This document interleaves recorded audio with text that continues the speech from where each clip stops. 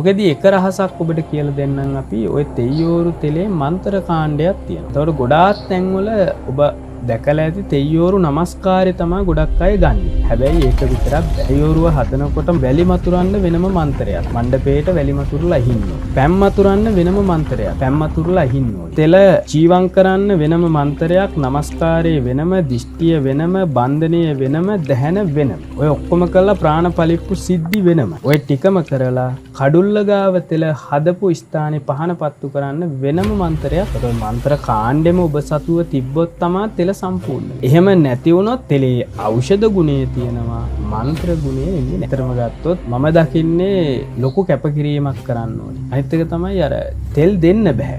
දෙන්න බැරි එන ප්‍රමාණය අඩුයිනේ. සමහර අවස්ථාවල අවුන්ස ගණන් ඉල්ලනවා. තෙල් භාගයක් කියන්නේ අවුන්ස කීයක්ද කියලා ඔබ හිතන්නකෝ.